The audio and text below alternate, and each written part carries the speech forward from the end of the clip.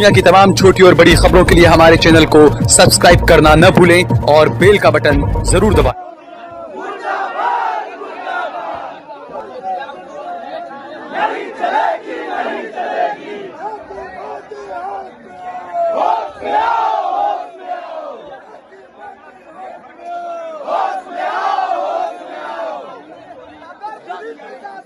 की रक्षा नहीं कर सकता तो हट जाए।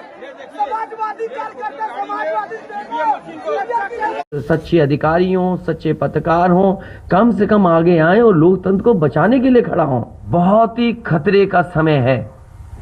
जो दल हार गया अब उसके बस में यही है जो अब करने जा रहे हैं। ये जितने कुछ एग्जिट पोल हुए हैं वो इसीलिए हुए हैं कि अगर वो चोरी भी करें तो शायद नजर ना आए। अब ईवीएम्स पकड़ी गई हैं, बहाना कोई ना कोई अधिकारी बताएंगे कि हम ईवीएम्स इसलिए ले जा रहे थे। आखिरकार फोर्स के साथ क्यों नहीं ईवीएम जा रही थी? ये तो ईवीएम की एक बनारस की जो अभी भी लाइव चल रहा है वो घटना है। बरेली में एक स्ट्रांग रूम से बाहर नगर पालिका की कचड़े की गाड़ी में 3 बक्से सील पकड़े गए। स्पष्ट कर लें, जो ईवीएम ले जाई जा रही थी वो ट्रेनिंग की थी।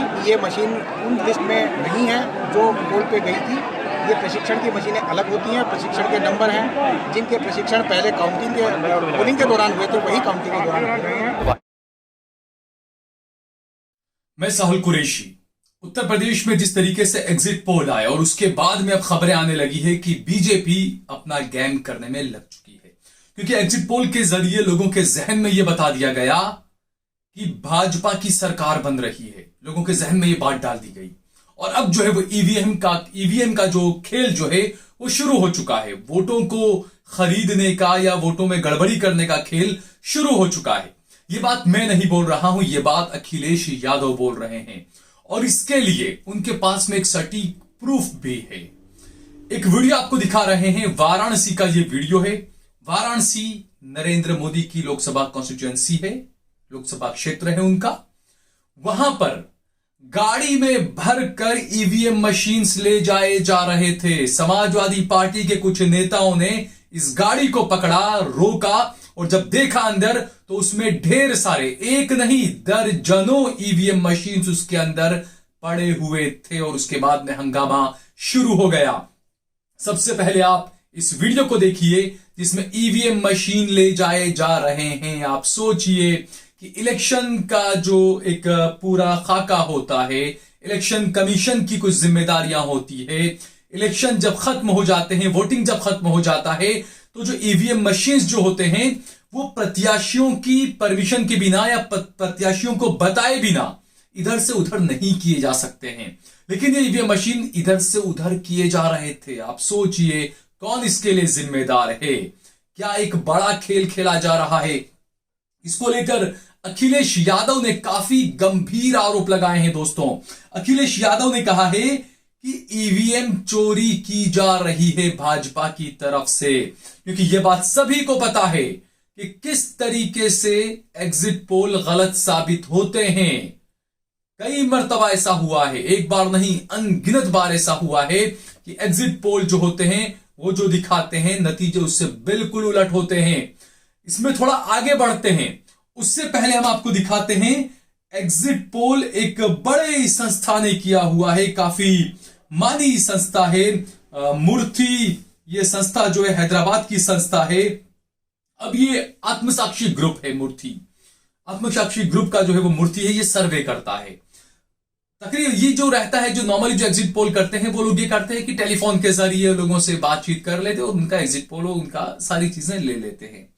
लेकिन जो ये मूर्ति है इसका ये कहना है कि उसने उत्तर प्रदेश के जो एग्जिट पोल किए हैं वो टेलीफोनिक बातचीत करके ऐसे नहीं किए हैं। ग्राउंड पर जाकर 3,16,000 लोगों से बातचीत की है ग्राउंड लेवल पर जाकर और उसके बाद एग्जिट पोल के नतीजे आए हैं। जो ये एग्जिट पोल के नतीजे दिखा रहे हैं मूर्ति आत्मसाक्षी ग्रुप के जो हैदराबाद की बड़ी संस्था है, वो जो नतीजे दिखा रही है काफी हैरान करने वाले हैं। दोस्तों, उत्तर प्रदेश के अंदर प्रोजेक्शन जो वोट शेयर जो बताया है, इसमें बीजेपी को 32.5% वोट शेयर बताया है, समाजवादी पार्टी को 39.5% वोट शेयर, बीएसपी को 14% वोट, कांग्रेस पार्टी को 10%, अधर्स को अन्य को 4% वोट दिखा रहे हैं।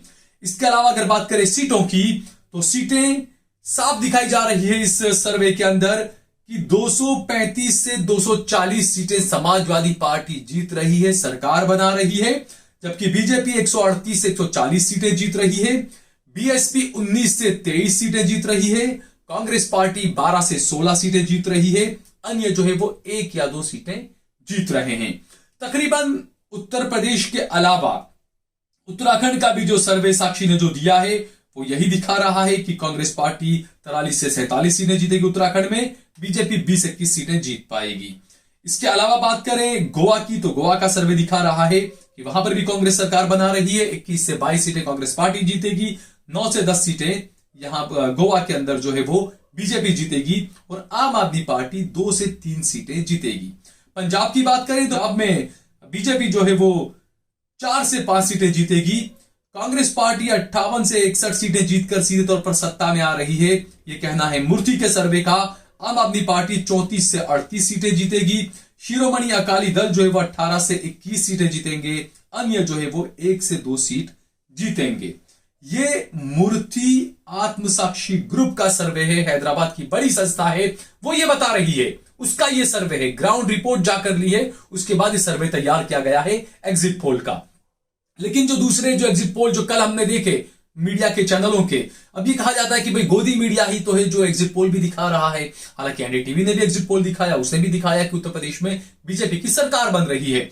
लेकिन जिस तरीके से वाराणसी के अंदर और इसके अलावा अलग अलग कुछ जगहों पे जो ईवीएम के जो मामले सामने आ रहे हैं, कहीं से बैलेट पेपर पकड़े जा रहे हैं, कहीं से ईवीएम्स पकड़े जा रहे हैं, ये कई सवाल खड़े करता है दोस्तों।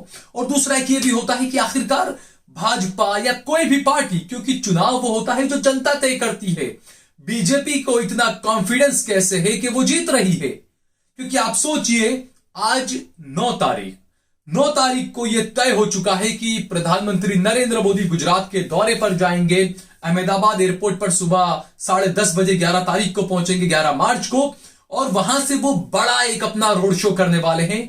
गांधीनगर जो बीजेपी का हेड ऑफिस है कमलम, तो अहमदाबाद एयरपोर्ट से गांधीनगर कमलम बीजेपी के ऑफिस तक एक बड़ा रोड शो नरेंद्र मोदी निकालने वाले हैं। तैयारियां पूरी हो चुकी है। तो इतना कॉन्फिडेंस बीजेपी में आया कहां से कि हाँ भाई हम पक्का जीत के सरकार बना रहे हैं, रोड शो करने जा रहे हैं? तो दोस्तों ये कई चीजें कई सवाल खड़े करती है। दूसरा, अखिलेश यादव का जो मैंने कहा, अखिलेश यादव ने कहा है कि बिना सुरक्षा बलों की ईवीएम मशीनों को क्यों और कैसे ले जाया जा रहा है, कौन है इसके लिए जिम्मेदार? और इसके साथ ही साथ अखिलेश यादव ने कुछ अहम ऐसे बिंदु बताए हैं जिसे वाकई में हम सबको गौर करना चाहिए। अखिलेश यादव का कहना है कि आखिरकार इलेक्शन कमीशन है कहां? इलेक्शन कमीशन पर अखिलेश यादव ने कई गंभीर आरोप लगाए हैं। अखिलेश यादव ने कहा है कि हमने देखा था स्वामी प्रसाद मौर्य पर चुनाव चल रहे थे और उन पर हमला हुआ, इलेक्शन कमीशन ने हमलावरों के खिलाफ क्या कार्रवाई की? जबकि बिल्कुल साफ नजर आ रहा था सब बीजेपी के कार्यकर्ता है, बीजेपी के लोगों ने यह हमला किया था, उसके बावजूद इलेक्शन कमीशन खामोश रहा, कोई कार्रवाई इलेक्शन कमीशन ने क्यों नहीं की? यह कहना है अखिलेश यादव का। इसके साथ ही साथ अखिलेश यादव ने एक और बात कही। अखिलेश यादव ने कहा कि चुनाव के दौरान ही बीजेपी के प्रत्याशी ने खुद अपनी कार में तोड़फोड़ कर ली, ये तमाम बातें साबित हो गई, सामने आ गया, लेकिन उसके बावजूद इलेक्शन कमीशन ने बीजेपी को उस प्रत्याशी के खिलाफ कोई कार्रवाई नहीं की। ये कैसे हो सकता है? इलेक्शन कमीशन एक वो संस्था होती है जिसके सामने सब बराबरी पर हैं, एक आम जनता हो, आम कोई व्यक्ति हो या प्रधानमंत्री हो, इलेक्शन कमीशन को जो कार्रवाई जो करनी होती है वो बिल्कुल निष्पक्ष कार्रवाई करनी होती है। यह अखिलेश यादव का कहना है कि इतना सब हुआ लेकिन उसके बावजूद इलेक्शन कमीशन ने कोई कदम क्यों नहीं उठाए? तो यकीनन यहां पर इलेक्शन कमीशन पर कई सवाल उठ रहे हैं दोस्तों, क्योंकि हुआ ही कुछ ऐसा है। और आए दिन जिस तरीके से कभी ईवीएम मशीन पकड़ा रहे हैं, कभी बैलेट पेपर पकड़ा रहे हैं, तो ये तमाम चीजें सवाल खड़े करने वाली है। क्योंकि विधानसभा चुनाव में हमने देखा था बिहार के अंदर क्या हुआ था। ये आरोप लगे थे कि एक प्रत्याशी नहीं, ऐसे 10 से 12 जो है वो आरजेडी के प्रत्याशी थे जिन्हें कहा गया, इलेक्शन कमीशन की तरफ से रिटर्निंग ऑफिसर ने कहा कि आप जीत गए हैं, आप बैठिए, आपको हम आपका पत्र जारी कर रहे हैं, जो सर्टिफिकेट होता है जीत का हम आपको दे रहे हैं कि आप जीत गए हैं। वो अधिकारी अंदर गए, उसके बाद में अधिकारी ने बाहर आकर कह दिया आप तो 200 वोट से चुनाव हार गए, आप तो 500 वोट से चुनाव हार गए, आप तो 1500 वोट से चुनाव हार गए। तो दोस्तों ये जो बिहार में भी जो हुआ था वो कई बार शक के घेरे में रही वो चीजें। और अब जिस तरीके से उत्तर प्रदेश में, क्योंकि जैसा मैंने बताया कि विधानसभा चुनाव जो होते हैं वो मामूली वोटों के अंदर से हार जीत हो जाती है।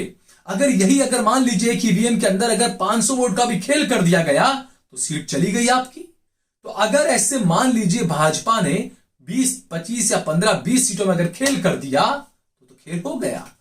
ये आरोप हम नहीं लगा रहे हैं, ये जो चीजें हो रही है, ये पॉलिटिकल पार्टियां जो आरोप लगा रही है, हम वो बात आपको बता रहे हैं कि पॉलिटिकल पार्टी, क्योंकि एक राज्य का पूर्व मुख्यमंत्री अगर इलेक्शन कमीशन पे आरोप लगाता है तो बिल्कुल इसके बारे में सोचा जाना चाहिए। क्योंकि जब किसी पर आरोप लगते हैं तो उस बंदे को यह तय करना होता है कि वो सही है, वो गलत नहीं है। तो इसीलिए इलेक्शन कमीशन को सामने आकर बयान देना चाहिए कि जब इतने सारे आरोप लग रहे हैं तो हकीकत क्या है। इलेक्शन कमीशन को बताना चाहिए कि भाई स्वामी प्रसाद मौर्य पर जो हमला हुआ उसमें कार्रवाई अब तक क्यों नहीं की इलेक्शन कमीशन ने। बीजेपी के प्रत्याशी ने खुद अपनी गाड़ी तोड़ी, तोड़फोड़ मचा दी और कहा कि समाजवादियों ने मुझे मारा। उसके बावजूद भी उस बीजेपी के प्रत्याशी पर कोई कार्रवाई नहीं की गई। तो ये तमाम चीजें कई सवाल खड़े करती है दोस्तों। और अखिलेश यादव ने जनता को बाकायदा खबरदार करते हुए ये बात कही है कि ये लोकतंत्र का आखिरी चुनाव है। बड़ी गंभीर बात ये यहां पर अखिलेश यादव ने कही। अखिलेश ने कहा है कि ये लोकतंत्र का आखिरी चुनाव है। इसके बाद तो जिस तरह से आजादी के लिए लड़ाई लड़ी गई थी उसी तरह से हमें और आपको क्रांति करनी पड़ेगी। मैं अपने नौजवानों से अपील करूंगा कि जहां किसान इतने साल बैठे रहे तब सरकार झुकी, कम से कम 3 दिन लोकतंत्र के अखंड प्रहरी बनकर ईवीएम को बचाएं और चुनाव को बचाएं। अखिलेश यादव ने आगे कहा कि सोमवार को जो एग्जिट पोल के नतीजे आए हैं उससे ये लोग ये सोच बनाना चाहते हैं कि भाजपा जीत रही है, जिससे वो अगर चोरी भी करें तो वो भी पता न लगे कि चोरी हुई है। ये लोकतंत्र के लिए बहुत बड़ा खतरा है। ये मैं नहीं बोल रहा हूं, ये एक राज्य के मुख्यमंत्री रहे, देश के सबसे बड़े राज्य उत्तर प्रदेश के मुख्यमंत्री रहे अखिलेश यादव बोल रहे हैं कि आखिरकार देश में क्या हो रहा है। उन्होंने सवाल पूछा है कि क्या वोटों की चोरी की जा रही है। ये अखिलेश यादव ने सवाल पूछा है इलेक्शन कमीशन से। तो ये दोस्तों कई चीजें इलेक्शन कमीशन के ऊपर, चुनाव आयोग के ऊपर एक बड़ा सवाल या निशान लग रहा है। जैसे जैसे राज्यों में चुनाव आ रहे हैं ऐसे ऐसे हर चुनाव के बाद में सवाल लग रहा है। बिहार में भी जैसा मैंने बताया ये तमाम चीजें सामने आई थी। उसके अलावा अब उत्तर प्रदेश जो सबसे बड़ा राज्य है वहां पर अगर इस तरह की घटनाएं होती है तो ये बहुत ही खतरनाक चीज है। हालांकि डीएम ने इस पर स्पष्टीकरण दिया है। जो 20 केवल कुल संख्या में 20 थी, एक छोटी पिकअप गाड़ी पे वो कुछ लोगों के द्वारा रोकी गई और ये कंफ्यूजन हुआ उन लोगों में कि ये पोल्ड ईवीएम तो नहीं है। बाद में वो धीरे धीरे इतने लोग यहाँ इकट्ठे हो गए, यहाँ सारे मजिस्ट्रेट आए, सारे अधिकारीगण आए, उन्होंने समझाया, परंतु भीड़ होने की वजह से अब सारे प्रत्याशियों को और पॉलिटिकल पार्टी के जो अध्यक्ष हैं उनको बुलाया गया है कि स्पष्ट कर लें जो ईवीएम ले जाई जा रही थी वो ट्रेनिंग की थी। ये तो सब जानते हैं कि जो सत्ता में होता है और जो डीएम वगैरह, जो आईपीएस, जो पुलिस वगैरह जो रहती है वो किसके हाथ के नीचे काम करते हैं हम सभी को पता है। प्रशासन किसके दबाव में काम करता है ये सभी को पता है दोस्तों।